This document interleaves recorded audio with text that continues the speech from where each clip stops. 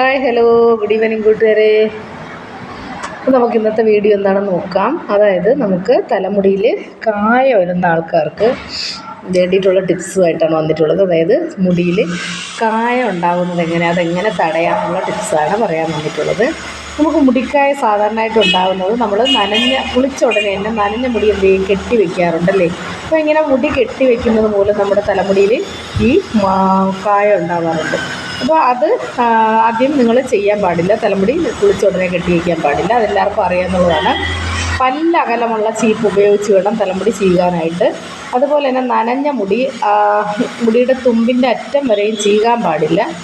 കാരണം എന്ന് വെച്ചാൽ മുടി പൊട്ടിപ്പോകാനായിട്ട് ചാൻസ് ഉണ്ട്. അപ്പോൾ അത് ചീകാൻ പാടില്ല. ഇനിയെന്ന് പറഞ്ഞാൽ ഔഷധ പുക കൊള്ളിക്കുന്നത് വളരെ നല്ലതായിരിക്കും.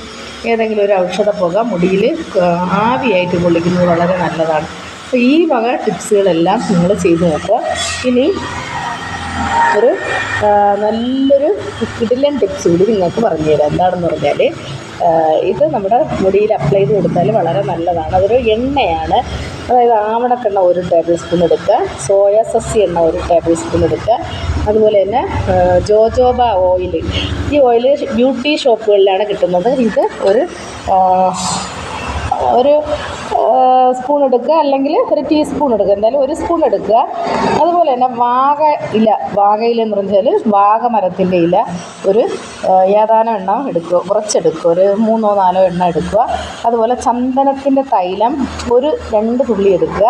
അതുപോലെ ലാവണ്ടർ ഓയിൽ 2 തുള്ളി എടുക്കുക.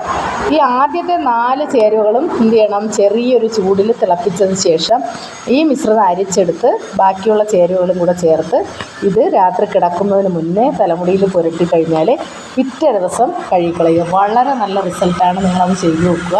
കാരണം എന്ന് പറഞ്ഞാൽ ഒരുപാട് നല്ലൊരു സുഗന്ധം തലയിൽ തങ്ങി നിൽക്കുകയും ചെയ്യും. താരനും പിന്നെ മുടി കൊഴിച്ചിലും എല്ലാം തടയാൻ പറ്റുന്നൊരു ഇൻഗ്രീഡിയൻസ്. അപ്പോൾ നിങ്ങൾ ചെയ്ത് നോക്കുക. പുതിയ വീഡിയോ ആയിട്ട് നാളെ വരുന്നതായിരിക്കും.